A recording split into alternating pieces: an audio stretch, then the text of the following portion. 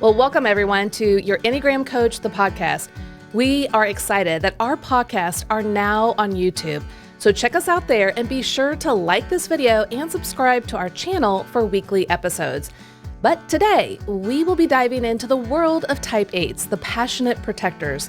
This episode will give you a fuller understanding of the Type 8 by applying our proprietary Enneagram content called Enneagram Internal Profile, or EIP for short.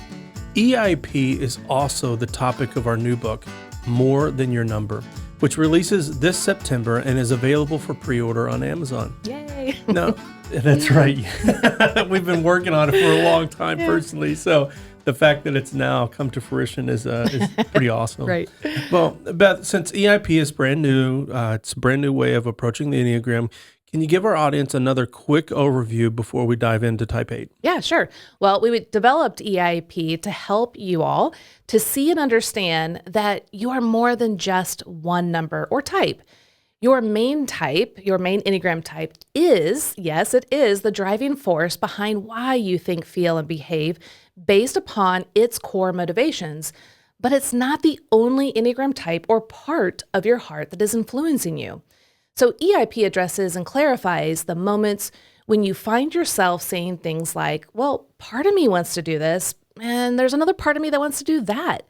It's also like in Romans 7, when Paul spoke of the divided self, when he said, I do not understand what I do, for what I want to do, I do not do, and what I hate, I do. Well, with EIP, you can better understand your inner world and bring God's truth and peace to all the parts of your heart. Well, the Enneagram symbol helps us to map out all of our EIP parts, which includes your main type and your wings and the paths. We can actually see parts in healthy and unhealthy ways. So in total, with EIP, there are 6 parts that we want you to focus on. And today we're going to be talking about Type 8's EIP. Yeah. But before we jump in, Beth, why don't you tell us some of the characteristics of the Type 8 Enneagram type? Yeah, so Type 8s, they engage in life with confident intensity, strength, and a determination to make things happen. They want to present themselves as strong, self-assured, tough, and independent so they won't be harmed. But beneath this strong exterior and armor is a very tender heart. They desire for someone bigger and stronger than they are to protect them, so they can relinquish their role as vigilant protector and remove their armor to reveal their more gentle and caring side. Now, their focus of attention is taking control so that they can protect themselves and others from being manipulated and harmed. They want to be self-reliant, assert themselves, prevail over others, and be invincible. Now, the Type 8s have many strengths. They are independent, self-confident, and determined. They have a take-charge attitude and meet challenges head-on. They are courageous, honest, and straightforward all the time.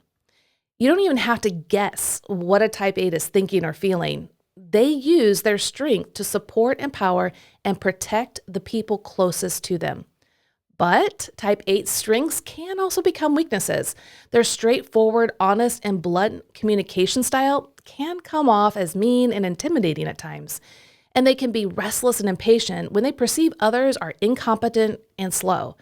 They put a lot of pressure on themselves to make things happen.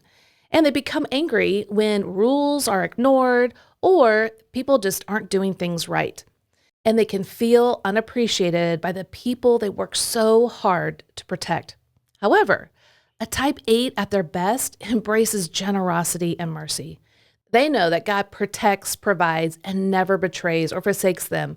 And they can balance their courage and strength with a gentle and humble heart and plow a path of justice for others with their strength. Well, thanks for that overview, Beth. And one of the great things here at your Enneagram Coach, we actually have a few different 8s on our team. Yeah. And I can't tell you how wonderful our 8s are. One, we experience so much of the healthy sides of 8s because they plow a path for both Beth and I. See, as a Type 6 and as Beth as a Type 9, sometimes we can get caught up in our own self-doubt. We can, Beth wrestling with the idea of whether or not her voice matters, me wrestling with the idea of self-doubt.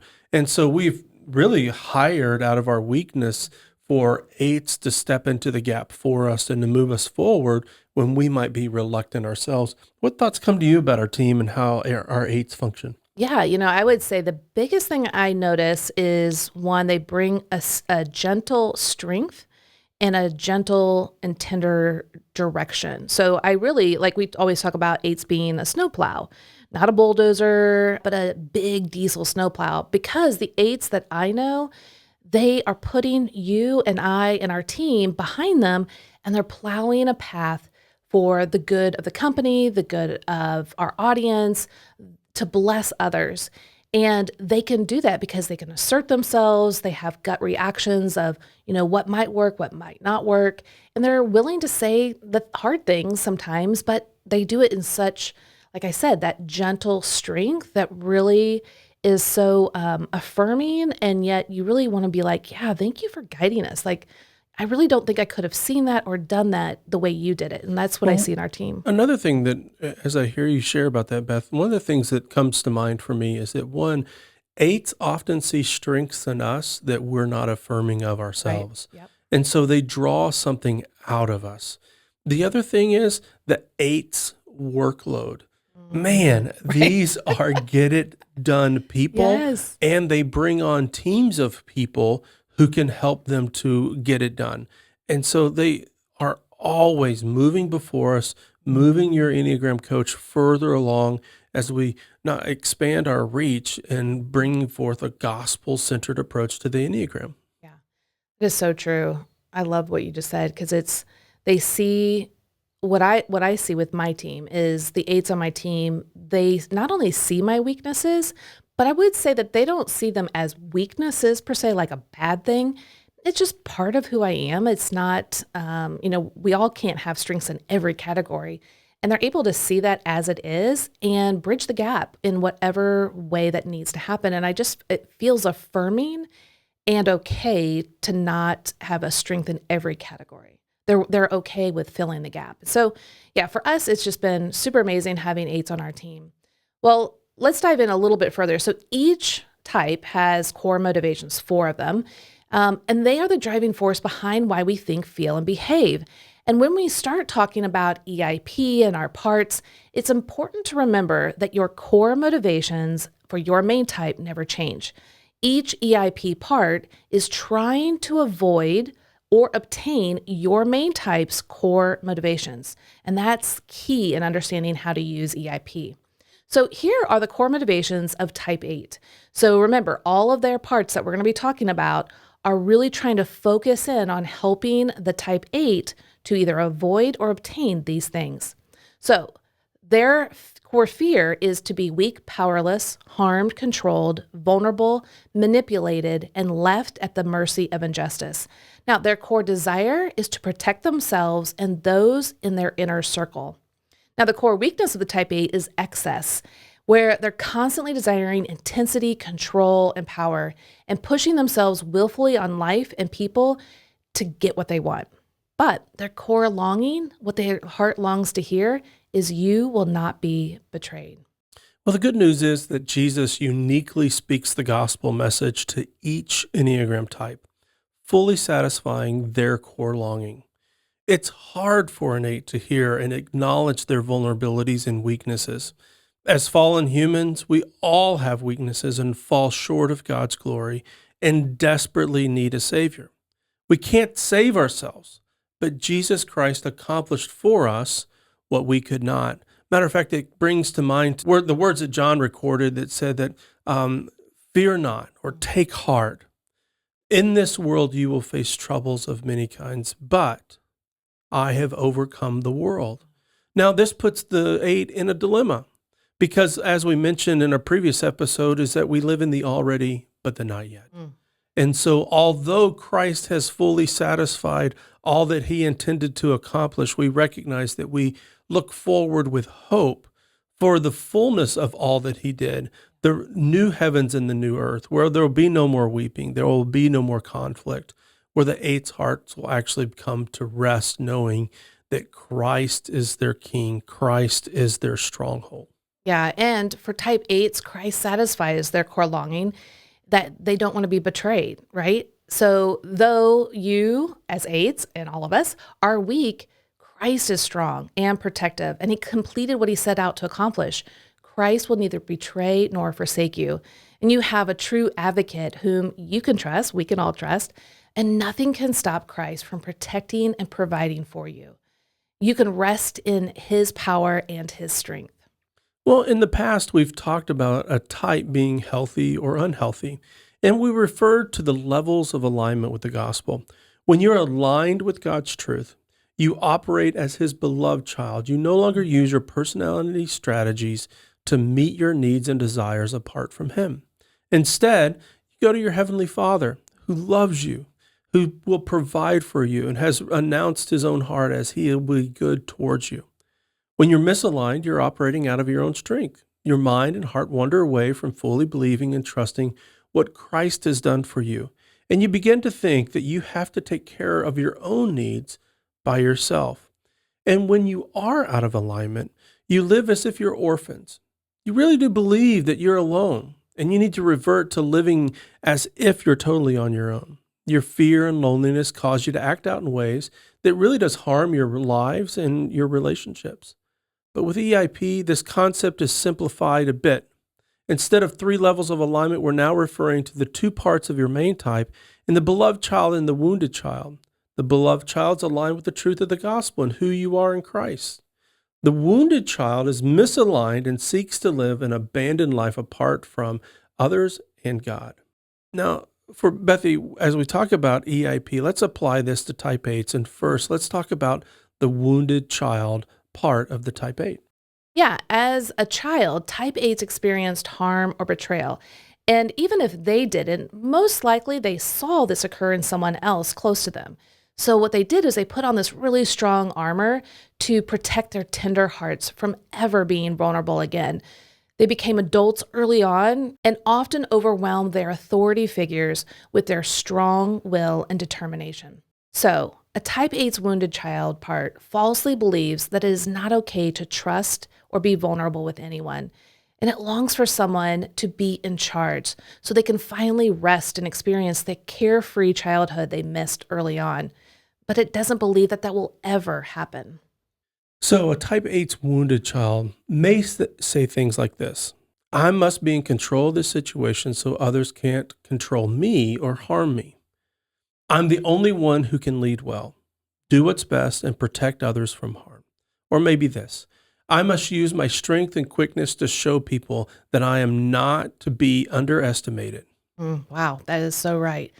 The wounded child reacts and does its best to protect you and those closest to you from being harmed and blindsided. And it struggles to accept, see, and acknowledge your tender, innocent, and vulnerable side. And it increases your armor to challenge and harm others before they have the opportunity to hurt you. Unfortunately, this does not work. It only compounds the problems. So how does a type 8 begin to bring healing to their wounded child, Beth? Well, you need to first see its good intent, to have compassion for it as in what it's gone through. We need to befriend this part. One way to befriend our wounded child is to name it. Now, by naming it, we're acknowledging its presence and history in our life. Now, for me, I'll just give myself as an example. I have named my wounded child Little Bethy because it represents that younger self, that younger vulnerable part of me that is hurting, scared, and trying to avoid any more harm. Now, you can use a variety of names that might help you to understand and how to name your parts. Now, you can choose a name based off of what you're feeling around this part, or maybe an image that you see around this part. It could be anything. It could be my sad part, my vulnerable part. It could be my wounded child part. You can name it whatever comes to mind and feels best for you. But healing comes when we become present to this part and acknowledge it. We need to see its pain, understand its fear, and bring the wisdom and leadership of our beloved child to our wounded child. Well, that's going to be our next section is talking. So Bethy, why don't you share a little bit about the type 8's beloved child? Yeah. So type 8s Your beloved child knows who you are and, more importantly, whose you are, your identity in Christ. It is the Spirit-led self. It accepts that you are weak and that you are a human being, finite.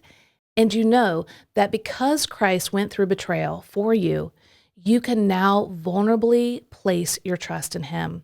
Your beloved child lives out Romans 8:38 and 39, which says that nothing can separate you from the love, provision, and protection you have in Christ. From this firm foundation, you can courageously share your vulnerable heart and plow a path of justice for others. So, a type 8's beloved child might say things like this: I can be both vulnerable and strong. Or maybe I can trust in God's sovereign plan for my life and wait for his direction. I can extend to others the same love, tenderness, protection, and justice that I have received from Christ. Yeah, that's right. And we call this gospel self-talk. The beloved child part will guide all of the misaligned parts of our heart back into alignment with the gospel truth. So here, eights experience the tender, vulnerable part of their heart, and their soul is at rest in the arms of Christ, who is the one that ultimately protects them from harm. Well, let's look at type 8's connecting types, starting with the wings, the two numbers directly next to the main type. So for type 8, that means type 7 and type 9. But remember, your main type 8 core motivations are the core to who you are. Your connecting parts will bring both positive and negative characteristics to your main type, depending upon whether your heart is operating out of the misaligned wounded child or the gospel-aligned beloved child. This is the key concept in understanding how to use EIP correctly. So Beth, why don't you start us off with talking about the type 8's 7 wing? Yeah. So type 8's, your type 7 part, is excitable, spontaneous, distracted, impatient, and more social and outgoing. It anticipates future events as exciting, fun possibilities that you can't miss out on. Now, it supports your main type by helping you woo others and giving you a very quick mind, which increases your confidence and passion for going after the things that you want. Now, when your 7 part is misaligned and trying to protect your wounded child, you might notice these things happening. You might be spending more money on fun and exciting escape hatches or unhealthy indulgences to distract you from life's difficulties. You also might be making big promises and exaggerating what is possible to convince others to follow your lead, and being more impatient, impulsive, demanding, and expressing what you want with little regard to how it impacts others. Now, these are all possibilities or examples for you to think about how your wing 7 shows up to protect your wounded child. Each type 8 will be unique in how they utilize this part of their heart. So, Bethy, can you share some possible examples of a type 8's 7 wing under the leadership of a type 8's beloved child? Yeah, so type 8s, when your 7 wing trusts the beloved child's leadership, it no longer needs to frenetically use unhealthy strategies to protect the wounded child. From this place of rest, you might notice these things happening. That you're going to experience moments of grace and joy, which enables your heart to be more vulnerable and trusting of others. You're going to feel joyful, spontaneous, playful, and capable of making the impossible possible. And you're going to see when others can thrive and encourage them to become all they can be. As you can see, your wing 7 part is a great blessing to you, your relationships, and your unique calling, which allows the beloved child to lead it. So we spent some time with the 7 wing. Let's look at the 9 wing. Beth, you know a lot about 9s, right?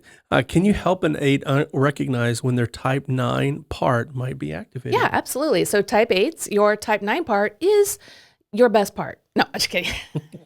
Just kidding. Well, that's my main type, so of course I'm going to say that. So your type 9 part is more open, receptive to others' viewpoints, and interacts with more kindness and compassion. It supports your main type by giving you quiet strength, steadfastness, and tender leadership skills that encourage others to excel in their strengths. Now, when your wing 9 part is misaligned and trying to protect your wounded child, you might notice these things happening. You can see that you might be withdrawing and accommodating or people pleasing to avoid conflict or tension. You're less aware of your feelings or less willing to express how you feel. And you might be quietly digging in your heels and becoming stubborn until the other person gives in to your way of doing things. I don't know anything about being stubborn, Jeff. That's so funny. Anytime that comes up as we're talking about type 9s, I'm like, yes, I actually call her Sally stubborn.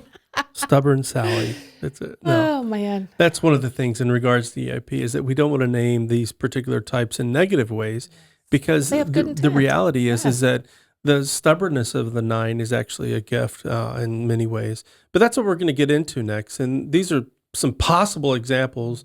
Each type 8 will be unique in how they utilize their type 9 part.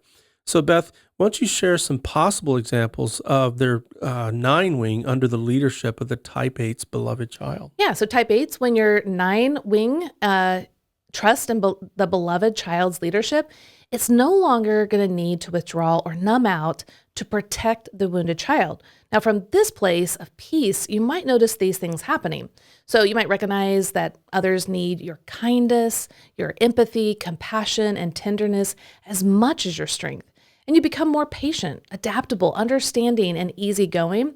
And then you can mediate and harmonize groups by bringing people together under your gentle leadership and actively seeking ways to bring a healing world together. Now, like your wing 7 part, your type 9 is a great blessing to you that we absolutely want you to see, acknowledge, and use.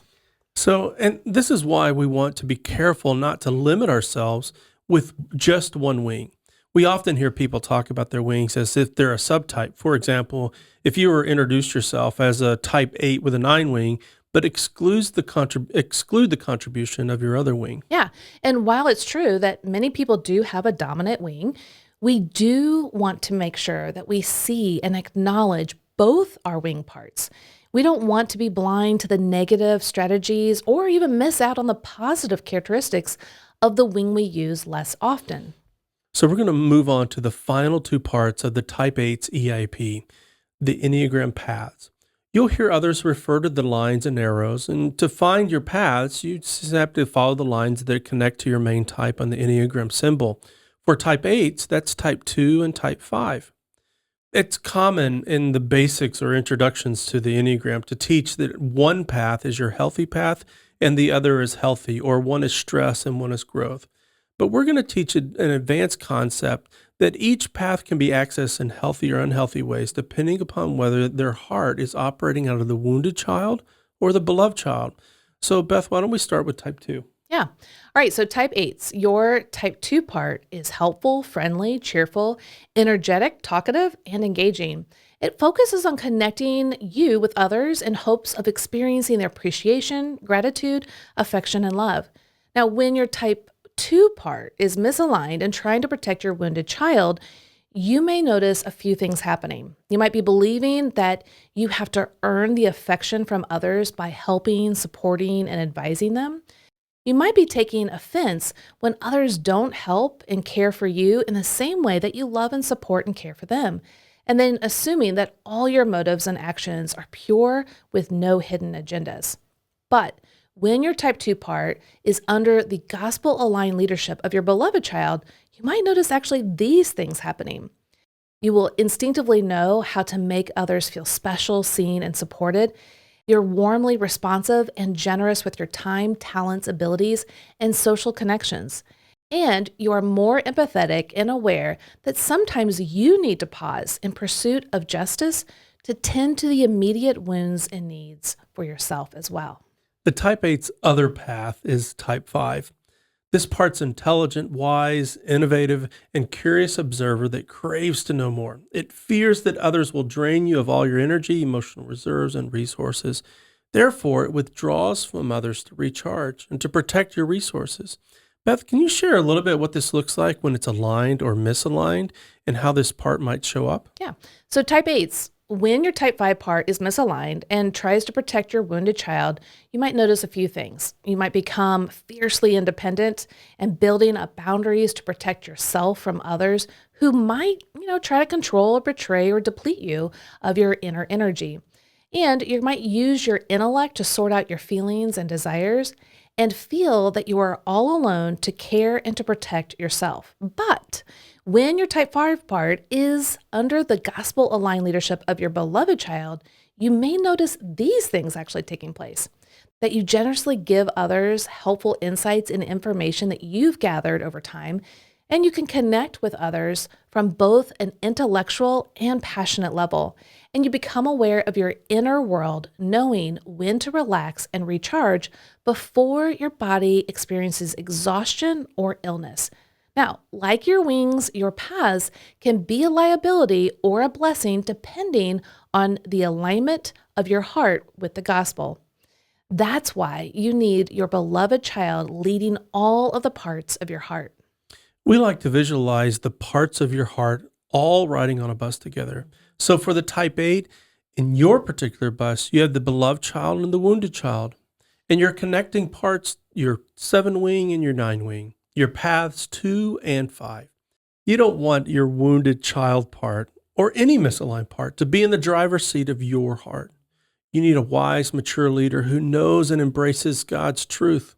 When your beloved child is driving the bus, everything's aligned. The other parts fall in line together, and your heart can relax and trust that the driver's taking the lead. But when the beloved child disengages by going back to the bus to sleep, your wounded child and your other parts panic. They use their misaligned strategies and grab at the steering wheel of life. They're all doing best to help you, but they are ill-equipped to take on this leadership role.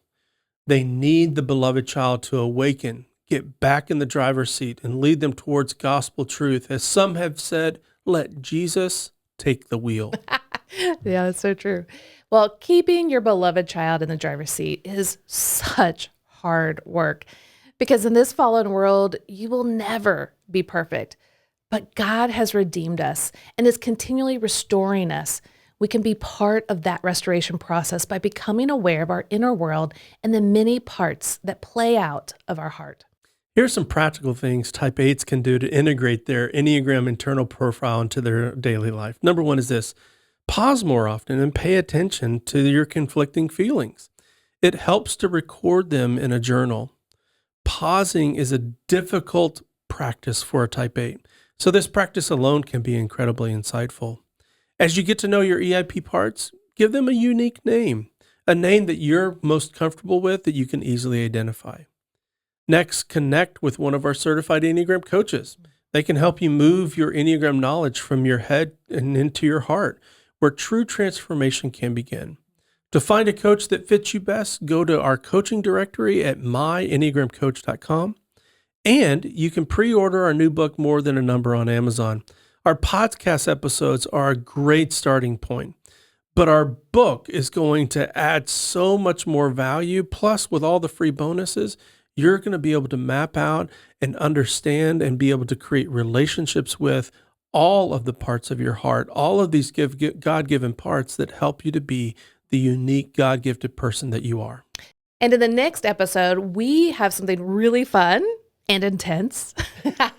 We're going to be interviewing a panel of type 8s, 4 of them, where we're going to talk about their EIPs and how they show up in their life. And you will be so blessed to come back and to listen to those in our next episode. Well, we've already had some initial conversations with them, so we got some big energy with a lot of insight, a lot of clarity for type 8. So if you have type 8s in your life or know people who love them, please share this episode with them. Again, we are so excited to have our podcast now on YouTube. So if you're listening to the audio version, be sure to check us out there.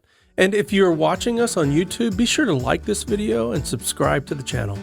And as always, please remember that the Enneagram reveals your need for Jesus, not your need to work harder. It is the gospel that transforms us.